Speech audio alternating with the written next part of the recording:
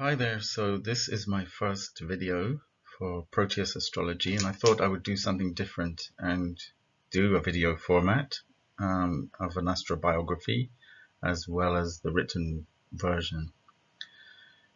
I'll include links both here in the video version and in the blog version, so if you want to see both, just go to the blog version for the other format. And it's good that it's Fernando Pessoa, because his book, The Book of Disquiet, has been to me one of the finest that I could ever read. So here we go. I've entitled this The Astrology of Fernando Pessoa, the One Who Would Be Two.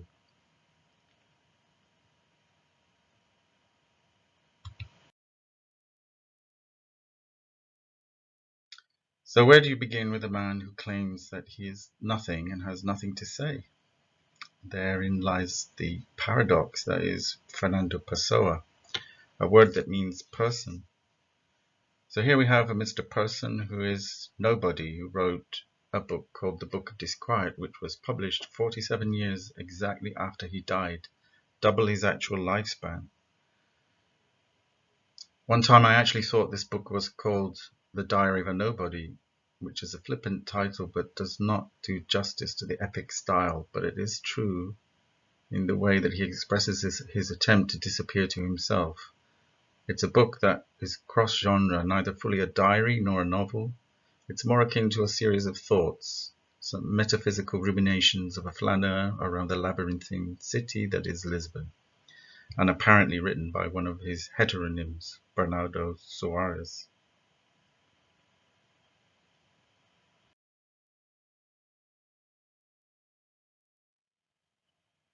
It is possible to think then that in 1982 was Pessoa's real birth date, his twin birth, which makes perfect sense for a Gemini born June 13th, 1888.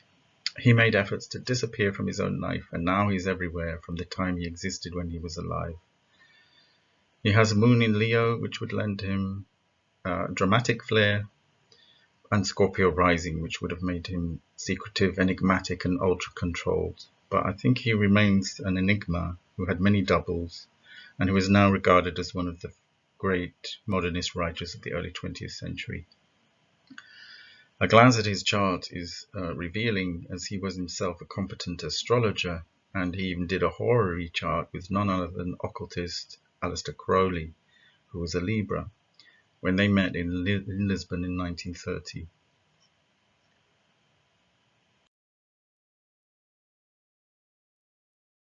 The US translator Richard Zenith believes that Pessoa was like a child who never grew up. But I think there is a more astrological explanation to the suggestion that Pessoa had a mental health condition, such as manic depression or cognitive dissociation. He appeared to be lonely, withdrawn, almost indulging in a profound sadness as he wandered the cafes and bars of Lisbon, whose buildings and streets seemed tinged with those poetic qualities of saudade, a near untranslatable word that is like nostalgia, but where love, longing, and melancholy are fused together strongly. Some powerful conjunctions point to this, with Neptune conjunct Pluto in Gemini, but also the conjunction of Saturn with the Moon in Leo, which might be a stoical suppression of that inner child who failed to grow. Fun is not a word that comes to mind here. The key is to examine the chart, and it shows that he was a disembodied person with almost complete lack of Earth, and a stellium of planets in air, and in the 8th house, which is where all hidden and mysterious things reside.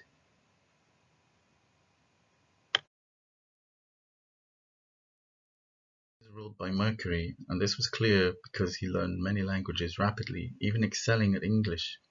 This is typically mercurial, though Pluto is the overall ruler of his chart, and there is a concentration of planets in the 8th house, where Pluto is in his own kingdom. He went as far as learning Elizabethan English so that he could rival Shakespeare's command of words, and he tended to write more freely about sex in English. Antinous was a homoerotic poem that he wrote in English in 1918, but he also wrote heterosexual poems such as Epithalamium in 1921. Antinous depicts Hadrian spookily making love to the beautiful dead body of his boy love. Pessoa's last words before dying were also in English.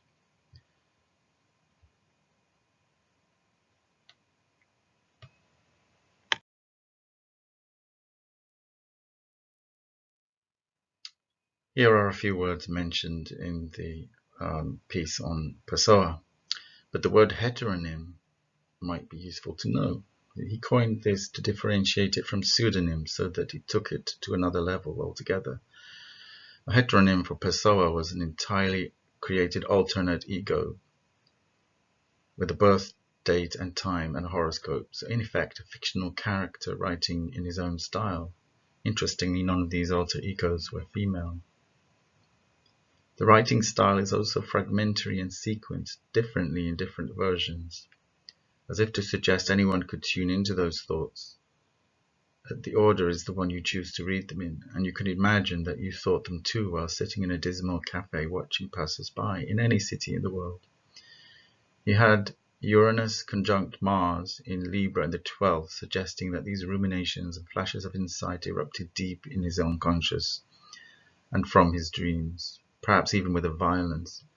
Mars, however, is a tad suppressed in Libra in the 12th, less able to reveal its warrior tactics than usual. Both these planets are square to information junkie Mercury in Cancer in the 9th, and while he was a lover of unconventional wisdom, there may have also been a tendency to become dogmatic.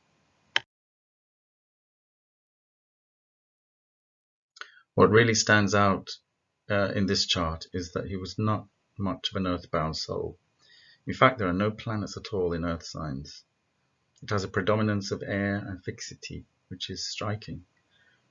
Richard Idemon in The Magic Thread 2010 writes that people with the missing function, which in Pessoa's case was Earth, can become a dominant force in their lives, and there is a compulsion for it to manifest.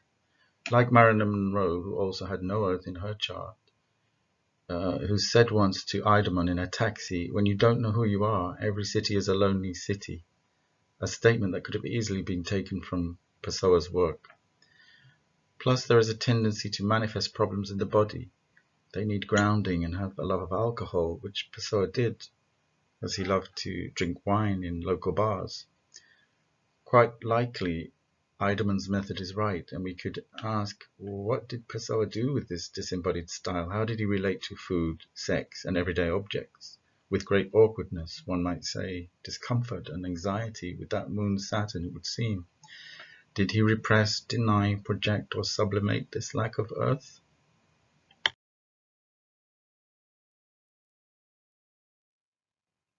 The work of writing his opus, almost unknown during his lifetime, became his ultimate expression, so perhaps sublimation was his chosen mode. These voluminous pages were all buried in a trunk found upon his death, and later assembled into a book that was first published in 1982, all very 8th house. There is no definitive evidence of any personal or sexual relationship with anyone, even though he was aware that others had a preference for male or female. But seemingly he opted for neither, that Venus and Gemini perhaps. He was squeamish about actual physical contact, and even thought that traveling made him physically sick. He wrote both hetero and homo-inspired poetry, however, and he did meet a woman, Ophelia, playing to his Hamlet, perhaps, and they took the yellow streetcars together, and it appeared to be a romantic relationship, but it was probably never consummated. She loved him, and he wanted to love her, but he loved his writing, that temple he had erected to his multiple inner selves, much more, and so the relationship ended.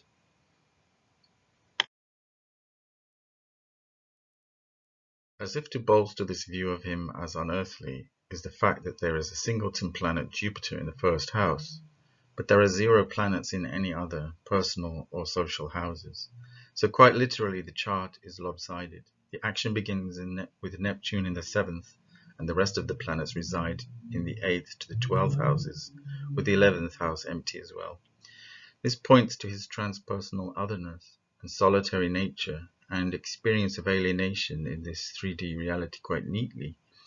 He was intensely secretive, with Pluto, Venus, the Sun, and Kieron in the 8th house of transformation. So let's say for him this resulted in the desire for multiplication of his identity into fragmented alter egos. Some say he suffered from depression. He didn't want to be conventional, that is certain. When meeting admirers, he would appear as one of his other selves, and not as Fernando Pessoa, as if wearing a mask, so they would be disappointed and confused. No one could claim that they knew him well. Also, very early on attempted automatic writing and mediumistic practices with various characters such as Joseph, who could be malicious, and a character called Henry Moore from the 17th century coming through. Pessoa combined his modernist devices in literature with astrology. I know of no other writer who, when creating an alter ego to use as a persona from which to write, made horoscopes for each character. Writers make notes, yes, but to create a birth chart goes much deeper into creating that alter ego as a real entity. Their charts would give these characters a genuine life of their own, independent of its creator. Pessoa made individual charts for his heteronyms, giving them complete life trajectories. He also studied Gnosticism, esoteric traditions, magic, and spiritual philosophies from around the world. He has that Mercury in the 9th.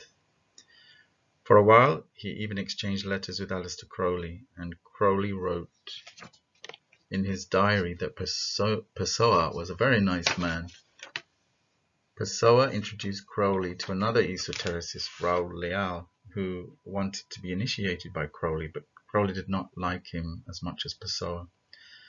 According to Mark Passy, 2012, they examined the chart of Crowley's young lover, Hanny Jaeger, a Virgo. They discussed a horary question, and something happened that involved these 4 people. It is not clear what. But for Pessoa, it produced an erotic poem. Pessoa and Crowley together conspired to create a hoax suicide, technically called a pseudocide, which was Crowley's fake death at a beach called Boca do Inferno, the mouth of hell. Most news stories assumed that it was in order to guilt-trip Gianni, who had become troublesome, but Passy says no one quite knows why they did this, but the death of the old self to make way for the new is common in soul development. Now for a little detour into not even the typical asteroids, as there is a message here which is to me important.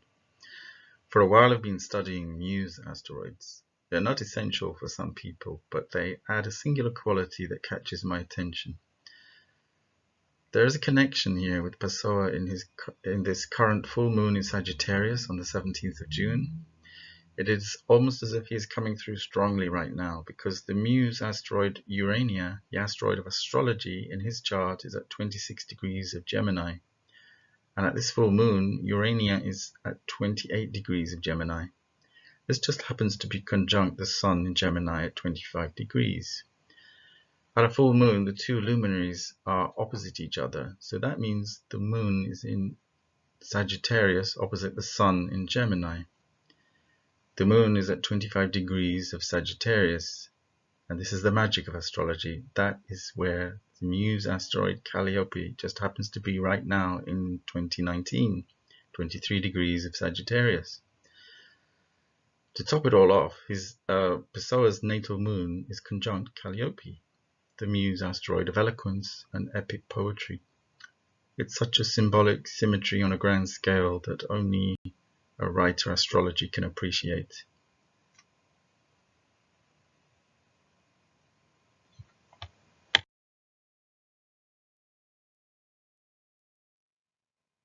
In his chart, the moon is also conjunct Saturn, explaining the sensitivity and the intense melancholy weight to his words, that saudade, the depth, the seriousness. But Calliope, said to be the wisest of the muses, would have added to the beauty and depth of his writing. Many people experience this feeling when they read the Book of Disquiet. Some readers also say that the fragmentation and kaleidoscopic structure of insights makes this book the type whose pages are a river that you can dip into at any page to find insights, almost as if it were a Portuguese I Ching, the Book of Changes. An endless sequence of insights too numerous to mention. But this one in the image is where he says, "Woe to who is one and never will be two," which gets right to the heart of being a Gemini best, its dual, almost hermaphroditic nature. But one of my favourite utterances is his more well-known phrase, "In every corner of my soul there is an altar to a different god." This is perfect for astrologers, recognizing that inner diversity, how each of us has all the planetary energies, gods, goddesses, archetypes, all jostling for attention within us. And each one should have a mini shrine. That would definitely be beneficial for Venus, Mercury, Mars, and all the rest of the crew.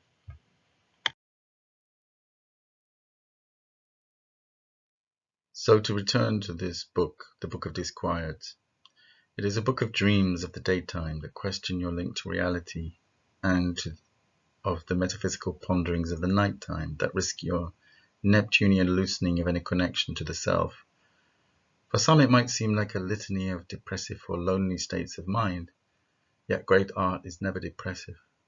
It cuts through the darker feelings beyond that into light and inspirational thinking. There is a smooth flow of meditations threaded throughout the book. They drift in on every page and then drift out like clouds in the sky. Here are just a few of those thoughts.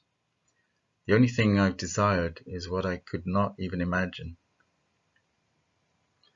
The masturbator is the perfect logical expression of the lover. He's the only one who doesn't fool himself. Irony is the first sign that our consciousness has become conscious. I'm not a pessimist. I'm sad. To live is to not think. He actually wrote prophetically about what he called his true family, that is, whoever reads him in the 21st century and perhaps feels his spirit still wandering the streets of Lisbon. The mysterious readers in the future who would read him and feel a kinship.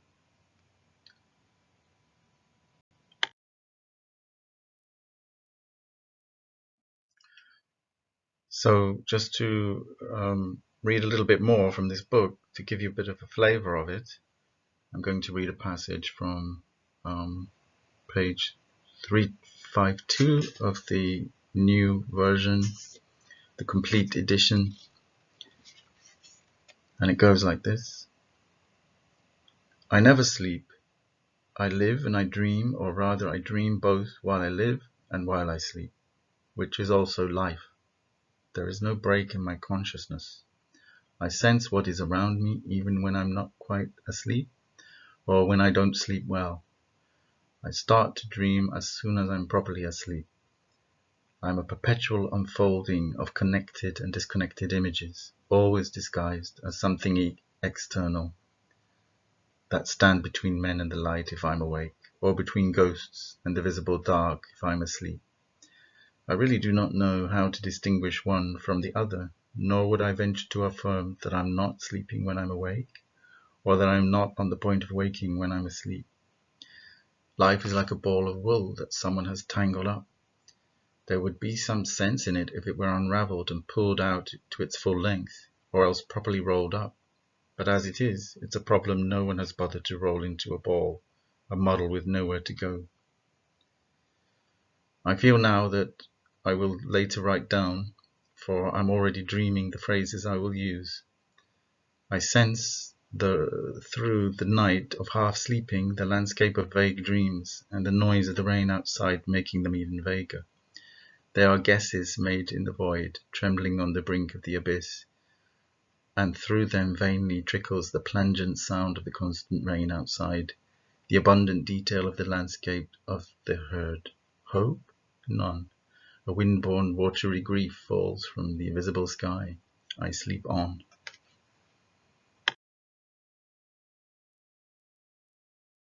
The last words before he died were, "I don't know what tomorrow will bring," but somehow you feel that even this too was a lie. He really did know in that oracular way of his, and he probably died with the certainty of his posthumous recognition. The joke going around is that there are four great poets in Portuguese, all of them Pessoa. Whether he haunts the streets of Lisbon today or not, I do not know, but he is celebrated by a statue, a museum, and street art. And from today's vantage point, his reputation continues to grow as one of the greatest modernist writers of the 20th century, and a great poet and presiding spirit of Lisbon.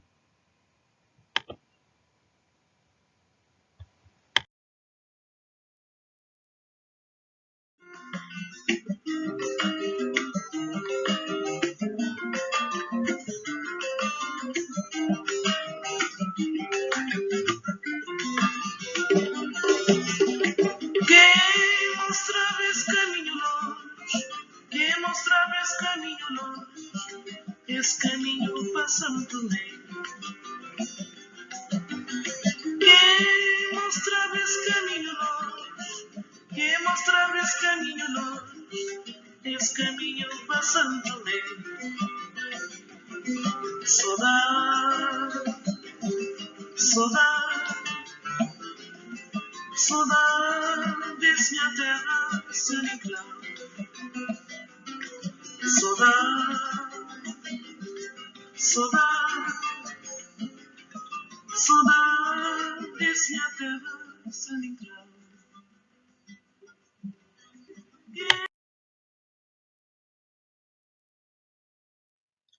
So that was a little bit of Cesaria Evora singing Saudade. And just to say thank you for getting this far, and let me know what you think by liking, sharing and commenting. See more of my astrobiographies at my Facebook page, Proteus Astrology, and have a great full moon in Sagittarius. I'm off to the Astrological Association conference at Webston Lakes, so maybe I'll see you there. Thank you.